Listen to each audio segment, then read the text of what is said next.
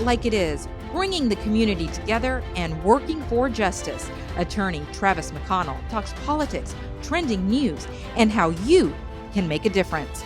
You're listening to We Trust Travis. Hi, everyone. I'm Serena Fazan, a journalist, producer, and the host of the We Trust Travis podcast. I'm here with Travis McConnell, a personal injury attorney with a huge passion for the community.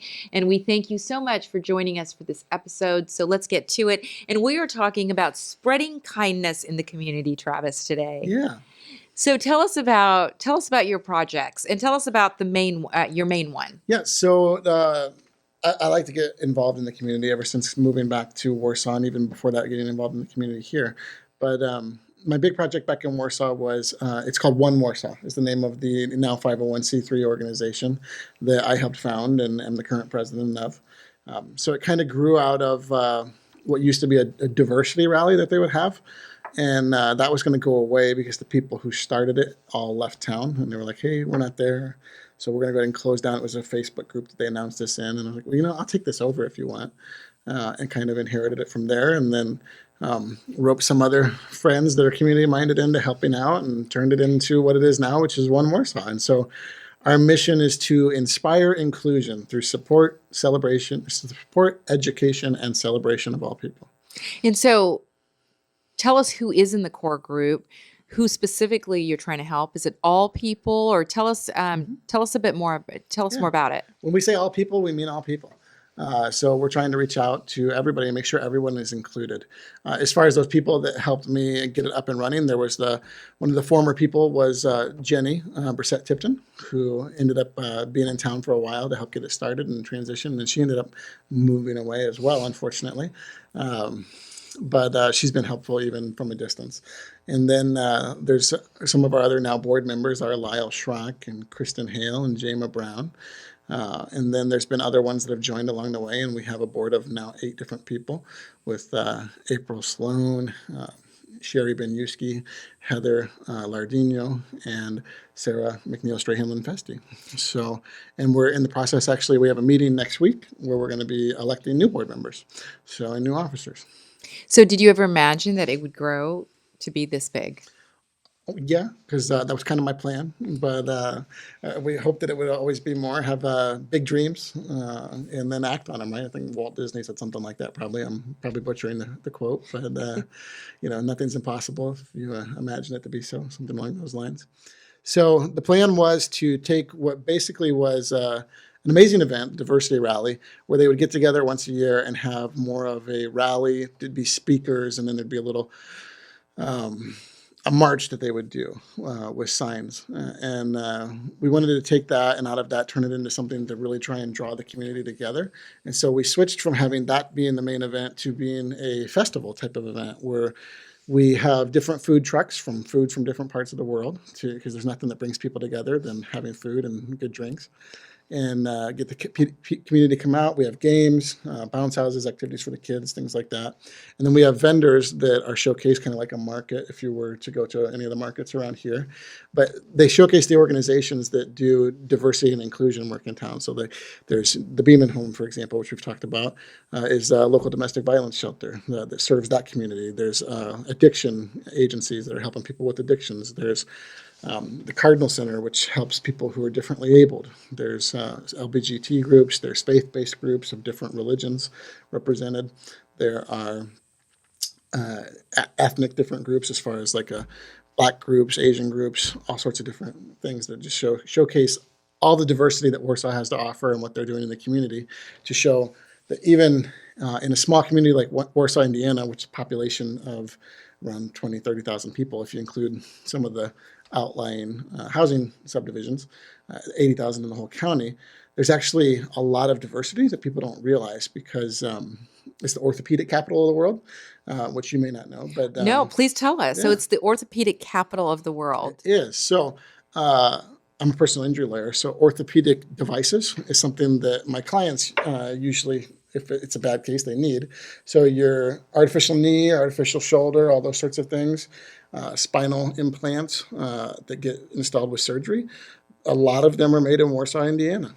So the companies that started are the main ones are Depew, and then Zimmer and Biomet, and Zimmer Biomet have merged into Zimmer Biomet now, and those are the main ones. And then there's Medtronic, and there's several other companies as well that are all there to support and come alongside them and be part of the whole chain of services that are provided.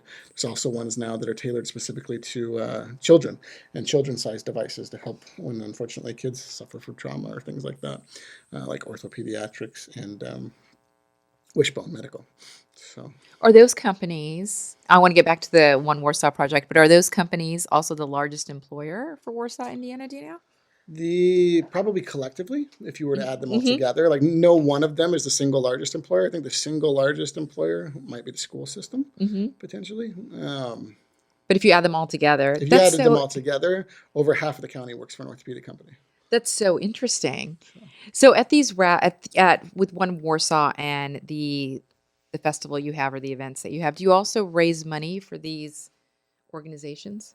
we try to support them in any way that we can. So we do different events that come alongside them. Like we did a New Year's Eve party at Cardinal to show just like spread kindness to the people that were there. So we hosted a New Year's Eve party. So Cardinal Services is an agency that works with differently abled people. They do a lot of support. There's group homes, and they have a factory actually where people who may not be able to get a job somewhere else are able to come in and do a job there and actually earn a paycheck, which is a big deal for people that that find meaning in work and actually have that where maybe they're not able to do that otherwise.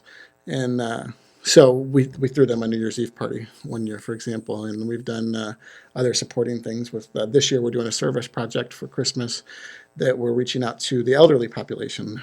One of the disadvantages, ageism is one of the things that happens.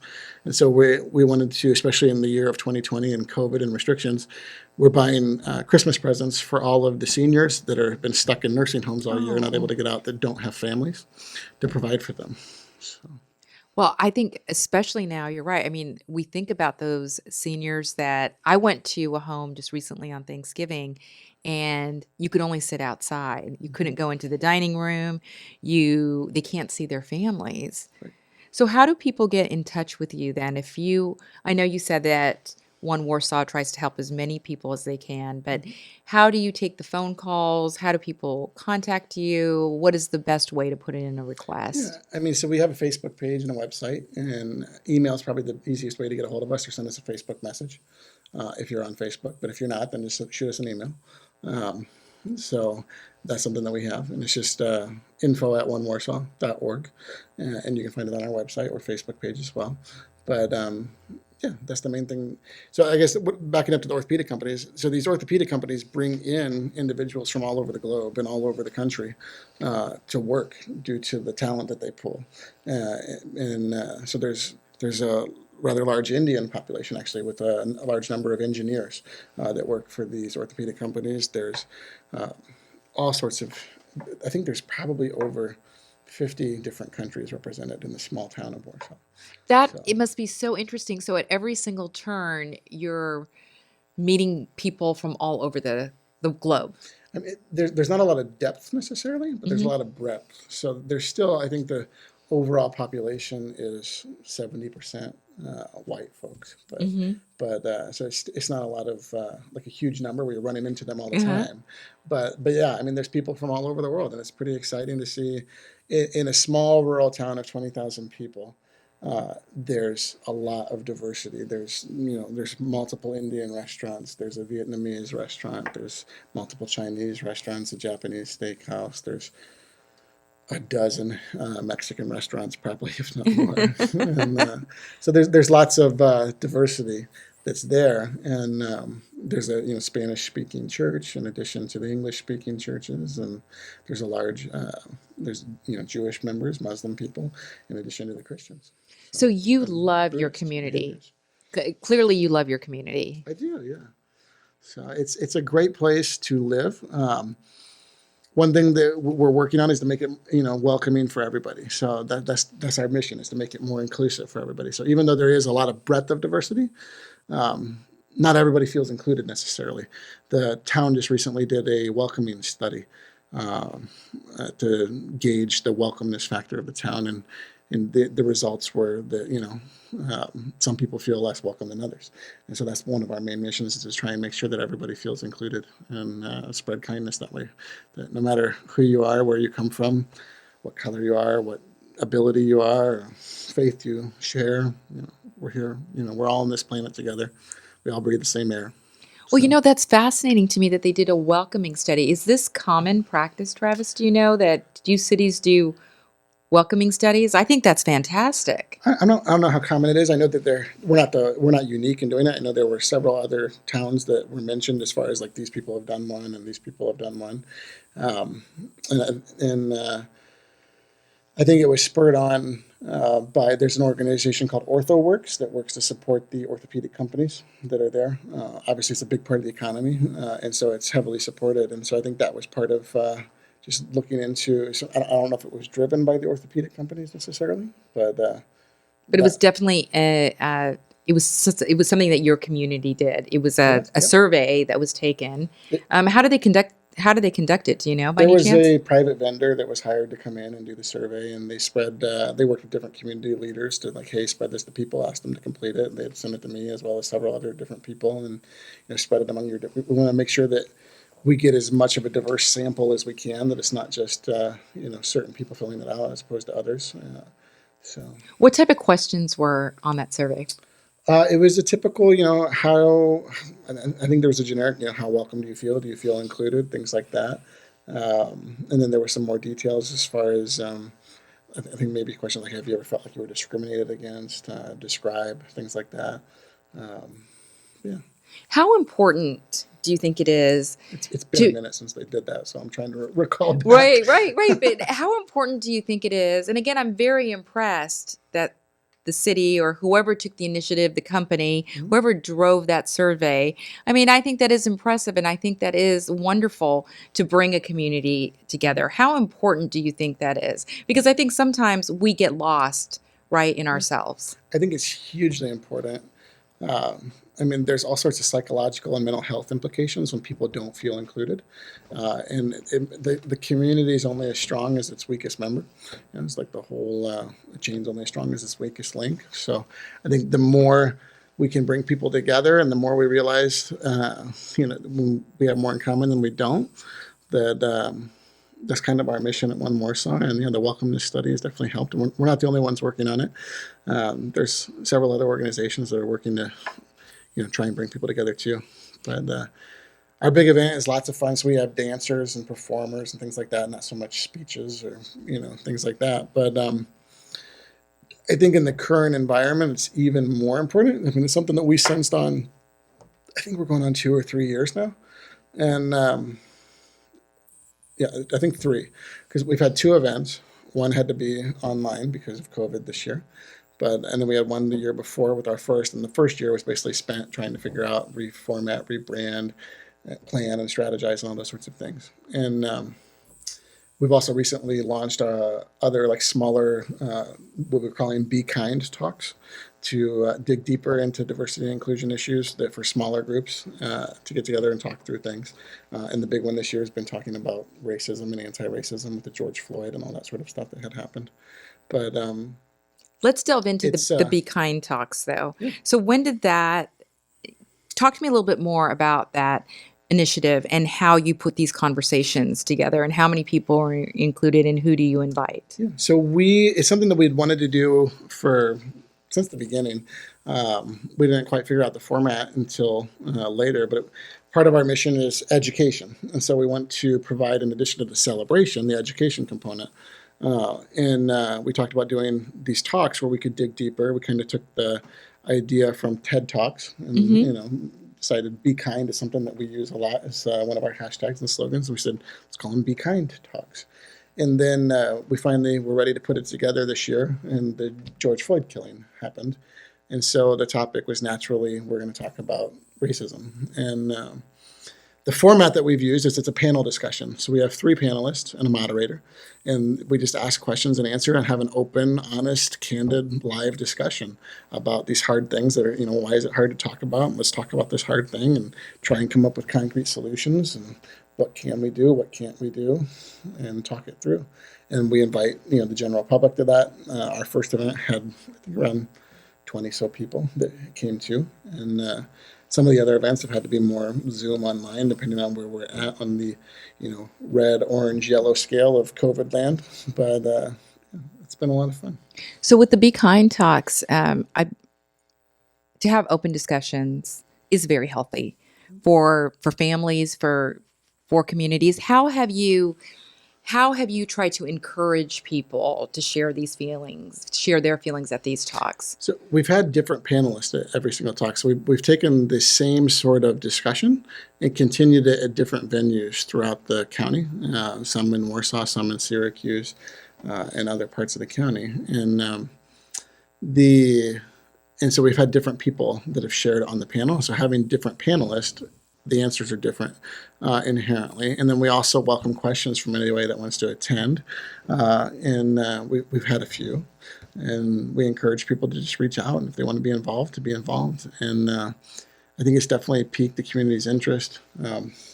We do a monthly meeting every month that's open to the public, where we handle our board business as well as anything else. We try to be a fully transparent organization. And all of this is under the One Warsaw Project, okay? Yep. And then one of the other parts that we've been able to support is an organization, Todos Juntos, does an event specifically towards Latinos and helping them to pursue career paths through education. And that's kind of something that we've been able to come alongside and help support, as well as others. There's been different organizations that happened with the some of the protests over the summer that had reached out, and we're like, we have to be careful because we're 501c3. We can't get political. So we try to make sure and not step over that line, which usually people understand. Sometimes they're upset, but usually once you explain it, they understand. So yeah, I don't know if I answered your first question. No, you did. You did. Do you feel, especially during this time when so many of us have been at home and we don't leave our homes and we working from home? Do you feel, especially at this time, people need to come together more than ever before? Yes, I think so. Yeah, and it's hard right now because we're not able to come together. I think there's a new appreciation for people wanting to get involved and because people realize, still saying you don't realize what you have till it's gone. And since we've been deprived of that personal connection, people have realized the value of it, I think, is going to be one of the silver linings of COVID, potentially, is a newfound appreciation for that human connection. And I know I'm friends with several teachers, and they talk about the kids experiencing that and how they were forced to leave school and how they realized, hey, this is, I miss school. I miss those connections and the effect on the upcoming generation that it'll have. I think it's vitally important, and I think more so, less about COVID and just more about the divisive world that we live in. That's something we talked about in the intro podcast, where why I ran for office is to try and bring people together and the divisiveness. That's why I started One Warsaw, is to bring people together. I think if people would get out from behind their screens, get off of their phones, get off their devices, and actually talk to each other, and stop listening to what somebody tells you to feel about somebody, and go find out for yourself, you'll realize, oh, why do I hate this person? Why do they tell me not to like this person? What's wrong? We're really not that different. And actually get to know your neighbors, get to know your community members, and realize that we all want the same thing. We want a better world for ourselves and our family if we have them. We just maybe disagree about how to make it happen. So Very well put. Very well put. Yeah. So you took on the initiative in your community in Warsaw to take on and take over the One Warsaw project. Mm-hmm. I call it Project at the End. For people who are listening, because you have listeners all over, say you have someone in another community in Seattle, Washington, or here in Tampa, Florida, and what advice would you give them in starting a project such as yours? I think it'd be awesome if there was a One Tampa, a One Seattle, a one in every town. We actually, one of the interesting things that happened when we started One Warsaw is we had somebody from Fort Wayne, which is a nearby town, that got involved, and they were like, "Hey, do you mind if we like use that?" And like, I like that. I'm like, "Yeah, yeah, go ahead. Like, there should be one in every single town to try and bring people together." I mean, community building organizations are vitally important. So, if you want to start one, it's not that hard. You're going to need to reach out to an attorney probably, or somebody who can help you with the paperwork on filing a 501c3, or you can try and figure it out yourself. If you do your own taxes, you might be able to try and figure it out. Tax forms have instructions, but they're not necessarily fun to go through. But yeah, it's not overly complicated if you're willing to put in the work and do it. And it's definitely something from a community building perspective that it's been. I think it's very meaningful to try and bring people together, and we've already seen some successes, and there's been a change, I think, already, and it's not going to go from one thing to the other overnight, but bringing people together is a good thing.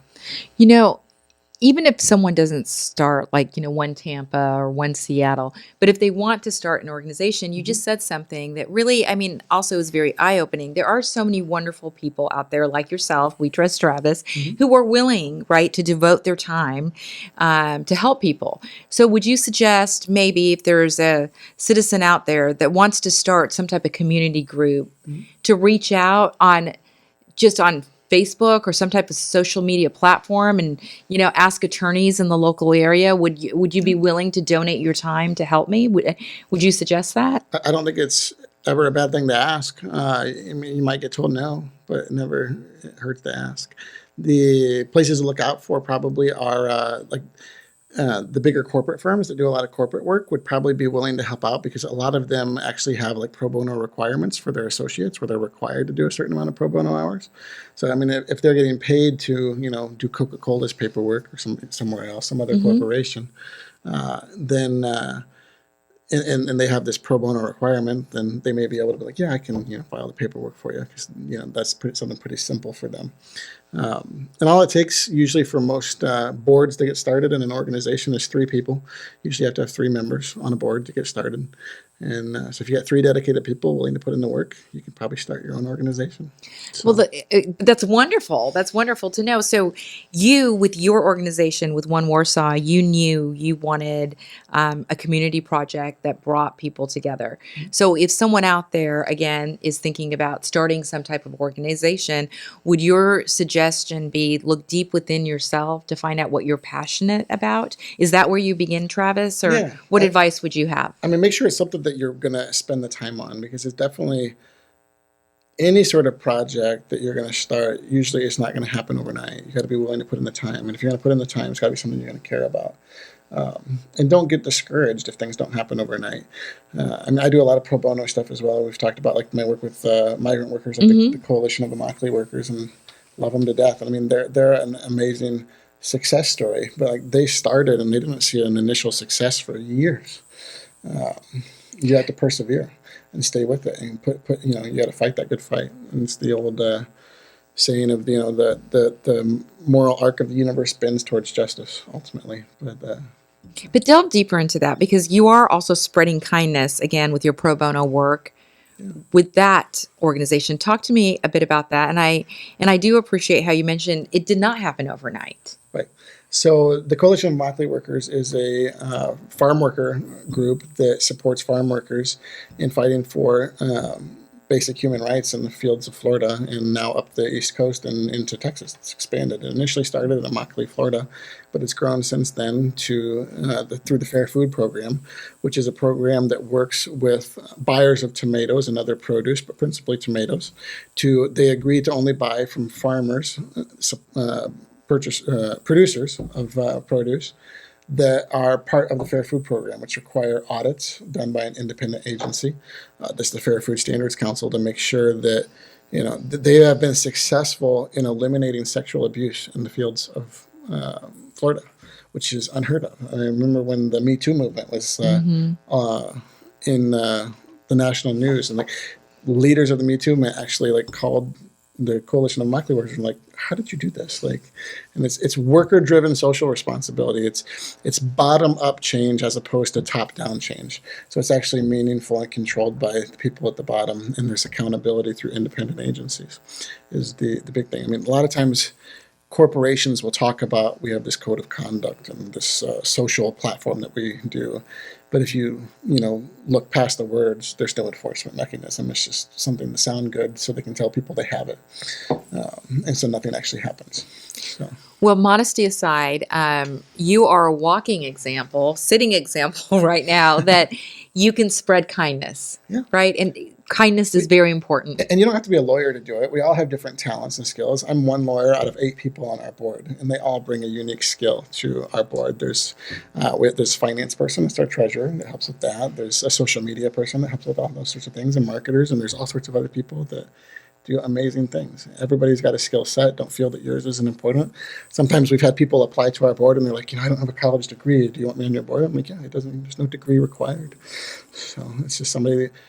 Our big thing with One Warsaw has been, we're going to be a working board, not a looking board. So there's a lot of times, or a talking board, as it were. There's a lot of times that there's lots of meetings and talk without a lot of action. And so we make a point to be, if you're willing to work and actually do it, that's what we want. We want to actually move the needle forward. We don't want to sit around and talk. And of course, spreading kindness and doing wonderful things for your community, I feel, and I know you certainly feel it, it's priceless. It is, yeah. So One Warsaw, I'm on that board as the president, and there's a number of other organizations I've been on the boards of over the years, and I'm currently on the Sheriff Merit Board, which is a board that oversees disciplinary issues in excess of a week of punishment, and then manages a pension for deputies, kind of like a civilian oversight sort of thing. And then I've been on the Beeman Home Board, the domestic violence shelter, and was the vice president there. I've been on Gradway Board, which was looking to improve the graduation rate locally. I'm an Optimist member, which is an organization that supports youth activities, and was on that board for a while. And volunteer, get involved. And you don't have to be on boards necessarily, but just get involved. Get involved. It's precious time that can help countless people and, of course, fills your heart. Yeah. All right. Well, Travis McConnell, you're fantastic. That's why, again, we trust Travis. Right? We trust Travis. Thank you so much, everyone, for joining us on this podcast. And stay tuned for so many other exciting chapters in your life, Travis, and everything that you're doing. Thanks, Rainey. You're pretty fantastic. Well, thank you. To learn more about Travis McConnell, head to travismclaw.com. Thank you for listening to We Trust Travis.